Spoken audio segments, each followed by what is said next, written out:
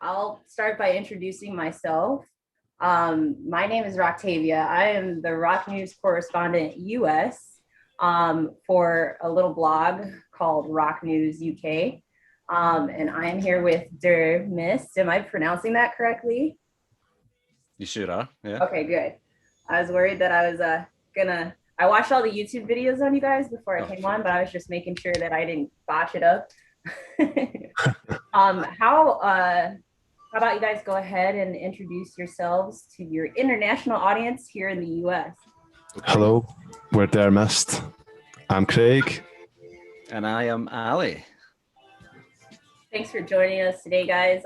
So what we're going to go ahead and do is we're going to give you guys the floor. I have a couple questions to ask you, but what I was really excited about is that, so apparently in a couple of days, you guys have an album coming out, and I have perfect timing where I get to talk to you about it. So I'm really excited about that. I know you guys had a couple singles drop and you had some radio play.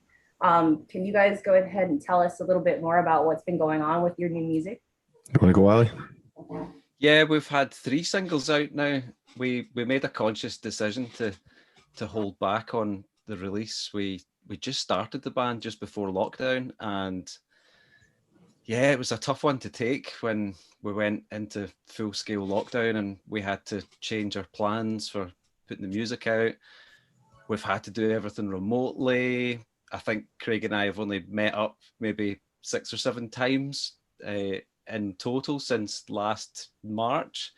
And we've just been busy working away on recording, mixing, mastering, doing videos, photo shoots where we can. And I think we got out for a couple of days to try and make some of the practical things happen, like getting videos done and photographs taken. So it's been really, really strange. So we got to the stage where we had enough songs to put an album out, and we decided we thought we'd wait till the new year, a new start, a new year, and we released the first single, It's All Right, just at the beginning of February there. Or was it the end of January? Beginning of February? Can't remember. Yeah, we just unloaded everything within a short space of time. It was like January, February, like right in within that couple week time span, wasn't it?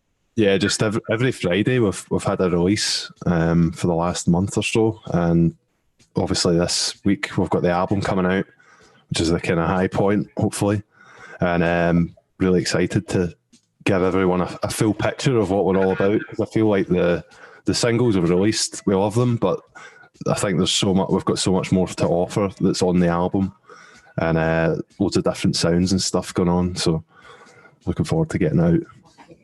That sounds really exciting. So what I was curious about, and what a lot of the US listeners who might not have an idea of like what your sound is based or grounded in, can you give them an idea of what they can expect with this new album? No spoilers, just give them an idea of the sound quality. Spoiler alert.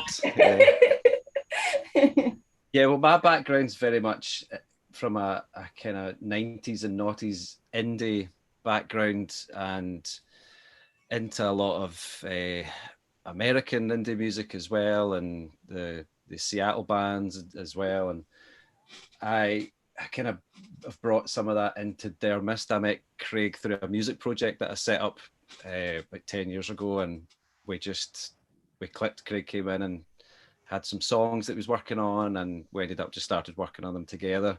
So we've been in bands together in the past, but this was like a new thing. We wanted to bring a different sound to this music and this lineup. So it's definitely got influences of indie rock, but it's also got some heavy synth R&B elements to it. It's we like a lot of different styles of music, so that we think that comes across in the album. Yeah, I think it's really diverse. There's everything from EDM to rap to funk to just straight up pop.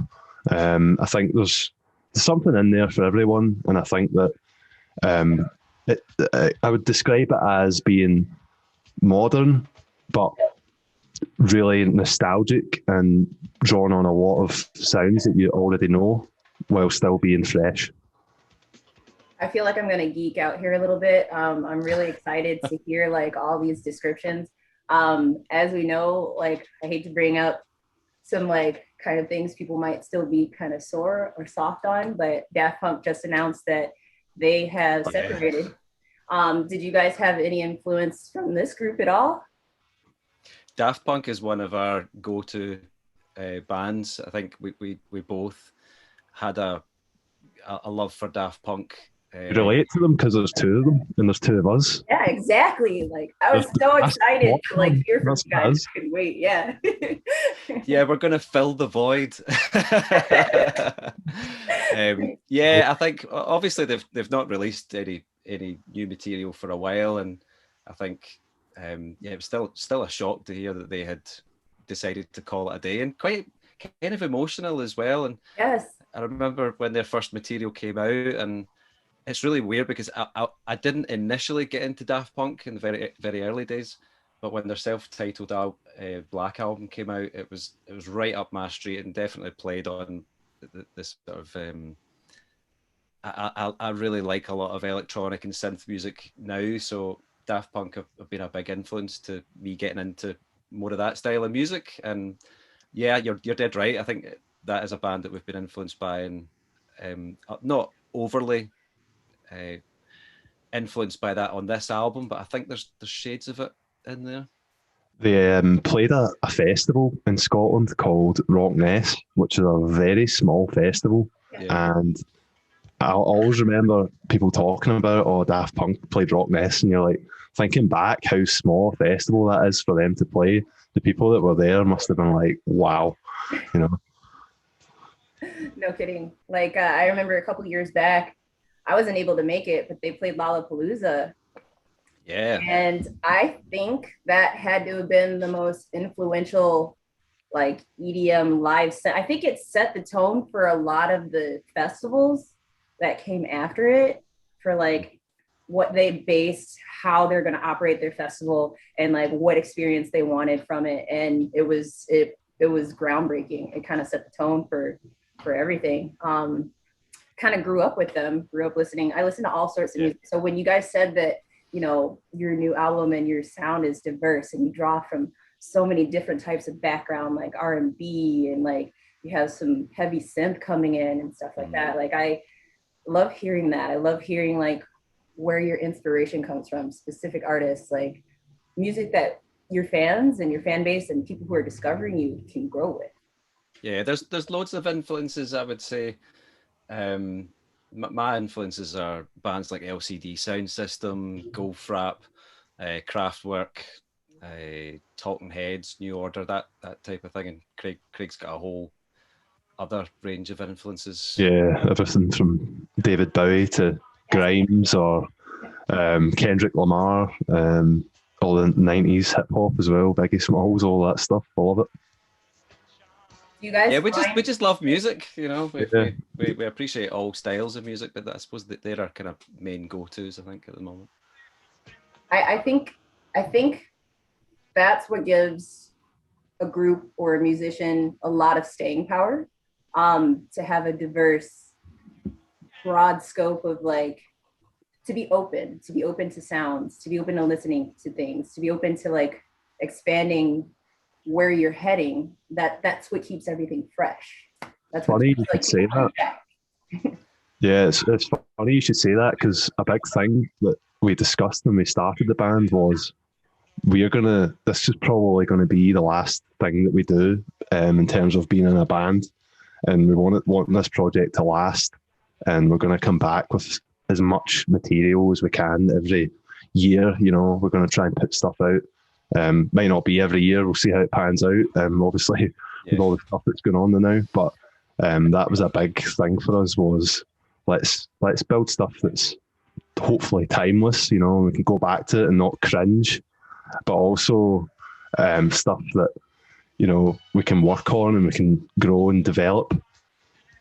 Yeah, I've been in some bands in the past that I've had some levels of success, but even from a musical point of view, I was never really happy with some of the recordings or the sounds that the bands were going in. And I've recorded in some great studios in the UK, and I just always felt there was something missing from probably what I wanted to hear in the music, and also just from a technical point of view and a sonic point of view. So I've got into a lot of production, and the music project that I work with, I'm quite involved in recording techniques, and I love sonics and audio. I just love it, and I think it's been really interesting because this is the best sound.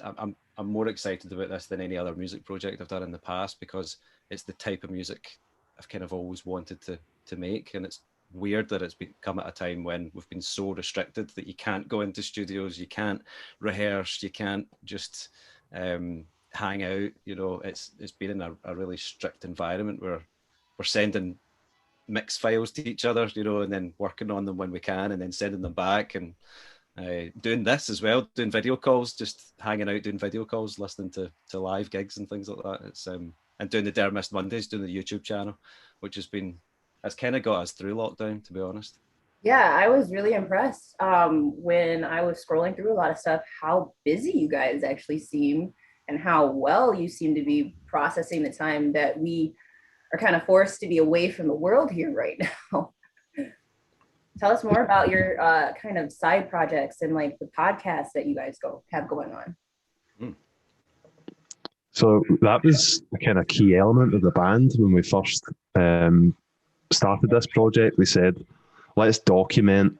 The idea was initially, this is before lockdown, we said, let's document our journey as a band. So in the past, when we played in different projects, we noticed how the music industry, sometimes it isn't all it's cracked up to be. You know, when you're playing those small venue gigs and it's pay to play and all that, these kind of things, you need to buy your own tickets, and if you don't sell 50 tickets, you owe the money and things like that. We wanted to document all that and film it and see people's reactions when we were like, well, we're just going to put you on YouTube and see what people think of that. But we haven't even played a gig yet. So we've had to come up with all this content because we'd made a commitment to doing a weekly video chat, which has been the greatest thing ever, because that has led to us working on stuff after we've done the video, you know. The output that we've had because we've made a weekly commitment, it's became like a almost spiritual meeting, you know. You just know it's looming over you every week. When it gets to Monday, the video's going to come out, and yeah, it's been great.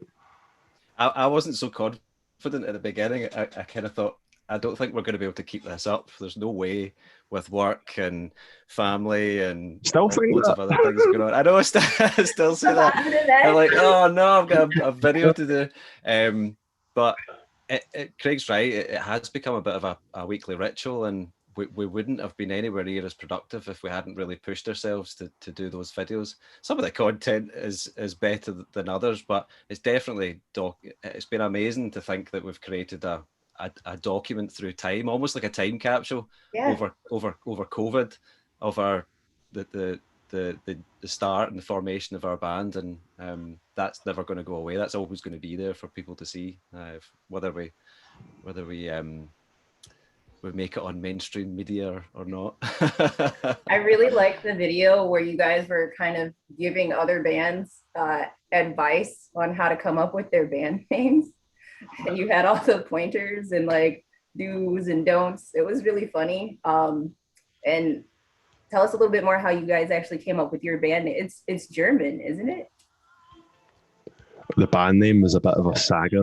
It took a baby. We had actually put being a band on hold just to come up with a band name, and there was so many rules we had. Like, when we wanted a band name that when you search it in Google, we're the only thing that comes up, which is a difficult thing to get, because there's bands that have got just ridiculous names. Everybody's in a band, so everybody's used all the good band names. So we were only left with there's not a lot left out there. Yeah. Point where you're like, you're a the, or you're not a the. Well, we discussed that as well, didn't we? We put quite a lot of time into, should we be a the band or not a the band, you know? Yeah. but we used all of the tricks of the trade to finally settle on a band name. We used band name generators, which came up with some ridiculous names, trying to combine two words together to make a completely new word. What else did we do? The band name generator. Yeah, like trying to change letters within a word. Yeah, you know, like churches or Kesha, or they use like symbols, or they turn U's into V's, or turn letters upside down, or but we ended up thinking, well, let's look at some foreign language words as well, and that was one of the tips we'd looked at, and DerMist kind of popped up in one of our searches, and we loved the sound of it, the look of, just how it looked as a name, and we think it kind of represents the music that we're making. So I mean, it does have a German it is a German slang phrase for. Yeah, it's a joke. You'll need to look it up to get the joke yourself. We're not gonna. That's part of the puzzle of the band.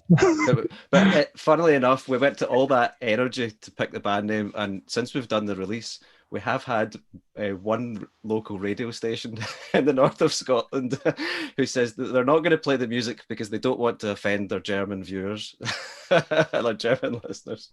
So, but hopefully that's not a trend that will continue. Hopefully people will see past that.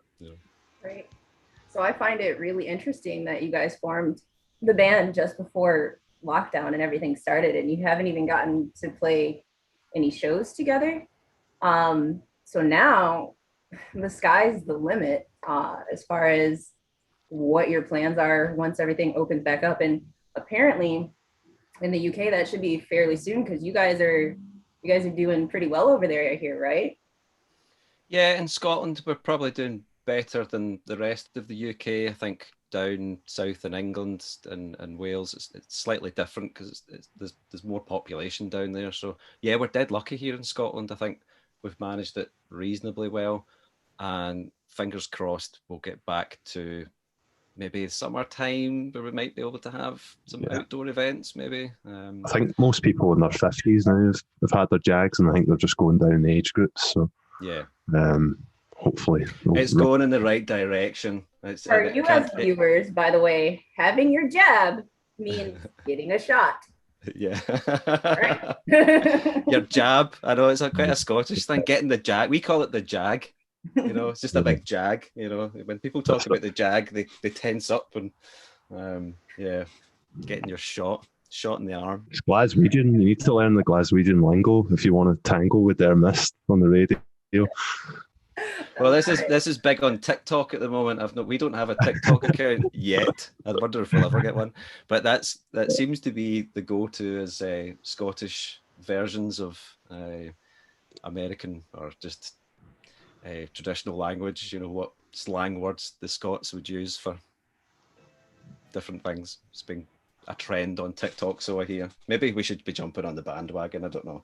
That would be fun. That'd be an interesting episode, probably. I know I've encountered a couple of my friends from Scotland who can they imitate the American accent to a T. It's eerie how they can switch back from garb to an accent.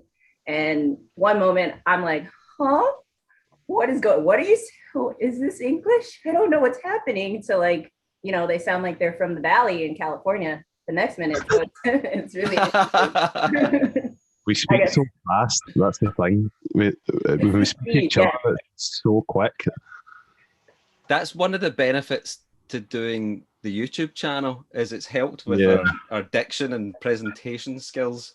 Usually I talk like this and talk quite fast and mumbly. But when you're on camera every week and you're interviewing, or you're getting interviewed, or you're interviewing somebody else, you learn to present a wee bit more. So that's probably helped us quite a bit.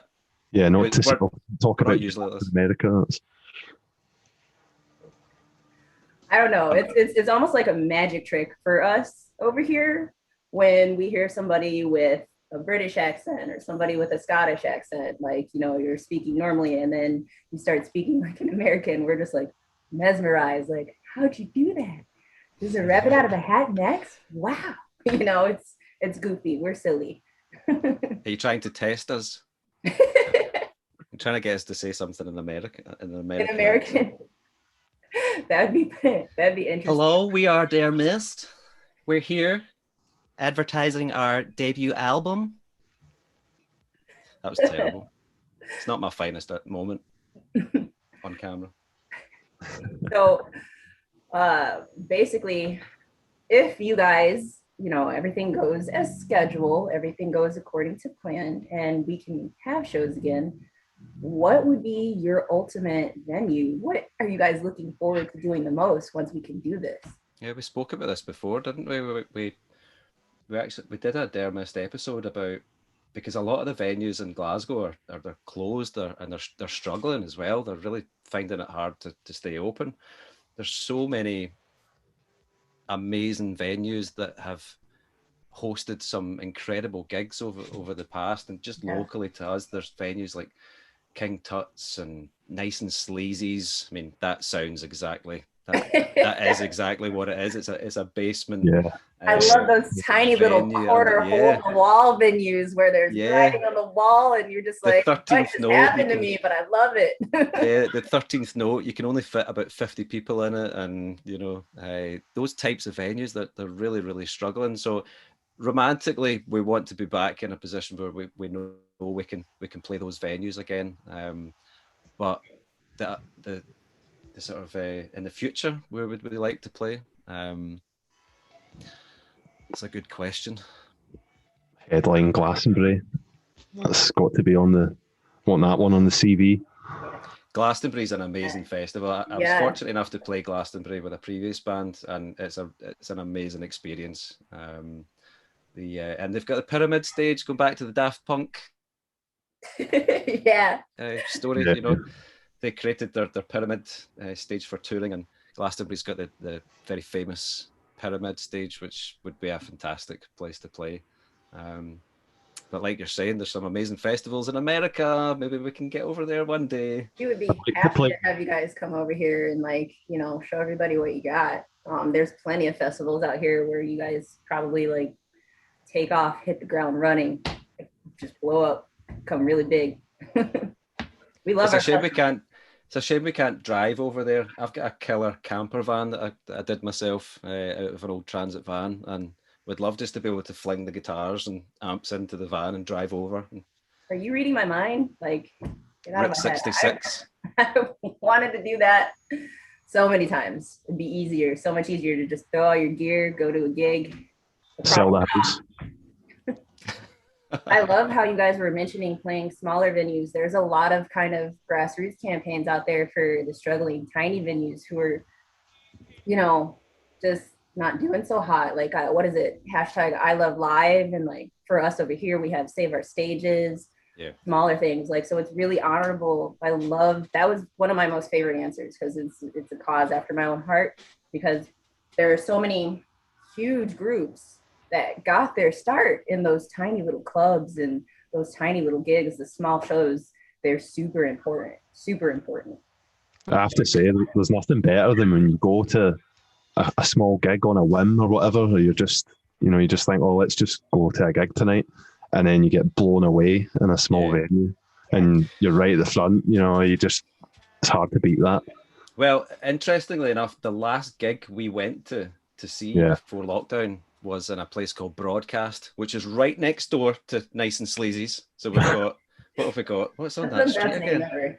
We've got Sucky Hall Street, which is one of the main thoroughfares in Glasgow. And on that street at one end, there's about 5 venues. There's Broadcast, there's Nice and Sleazy's, there's Box, there's The Garage. I'm sure there's a couple others. But we went to see is he from Holland? No, he's from Sweden. A Swedish artist called Sir Was. And I had stumbled across him. I think I was going to see the Support Act. I think that's what it was. Yeah, we're going to see that. The main band was this band called Sir Was, and I said to Craig, do you fancy going? And we just went along. It's a venue that only holds, maybe, you're lucky, I don't even think you can get 100 people in there. I think maybe about 80 people. And quite lo-fi record on record, their sort of sound is quite lo-fi. But when they played live, it was absolutely mind-bending. It was one of the best gigs I've ever been to, and in such a small venue. I'll never forget that. And weird that it was the last gig before lockdown. Oh. So if, when everything pans out, you could collaborate with anybody, are there anybody or any group in particular that you have on your radar that you would love to collaborate with? Well, we're getting some remixes done. We already have heard a remix of It's All Right, which was our first single. And it's going to be in collaboration with a Glasgow-based artist who's done a lot of work in the past, but is kind of, I know, a bit like Daft Punk. Wears the mask, wears the visor, so nobody really knows who he is, but goes by the name Kasavier. So he's doing a remix of It's All Right. So that's a collaboration that we're working with at the moment. But I don't know, who do you think, Craig, for future collabs? I don't know. I think we've collabed with our friend Jamie, who's a Glasgow Paisley based drummer, for doing some live stuff. So I think because there's only two of us, collaborating for live stuff could be cool, because we could have a kind of revolving door of band members to play with us. So it'd be quite cool to get some different people singing or playing keys with us or whatever, changing the sound up for the live style thing. But it's hard to say names. I think we just need to put the feelers out and see who's people who are into it and get involved when the time comes. Yeah, Jamie plays in a great band called Bad Mannequins, another two-piece Glasgow band. You should go and check those guys out as well. Give them some love. That was good. Yeah, I'll maybe it's the register thing. Maybe I need to keep it low. Yeah, maybe I need to keep it low. Yeah. Yeah, I'll give them a shout out. I'll see if they have any free time, and see if we can arrange a Zoom meeting there too. So, I can't believe this hour is going by so quick. We already passed our half-hour limit. Good thing that we have extended on this Zoom here. So I do have one last question before I jump off with you guys. It's kind of an off-the-cuff question. I like to bring a little levity into everything, and I ask like my weird closing questions. So if you could have any kind of superpower in the world, anything at all, what would your superpower be and why? That's a good one. Mine would be to stop time. I'd love to just like stop time and just go around and look at things in the world and do all the things I want to do, and then just go poof, back to reality. You've put me on the spot now. Your eyes got really big for those who are listening. Hate being on the spot. Hate being on the spot. A superpower. Yeah, probably similar to Craig's. I'd probably like have time travel. Time travel would be very useful. Yes. You could fix a lot of the world's problems with time travel, I think. Immortality would be good as well.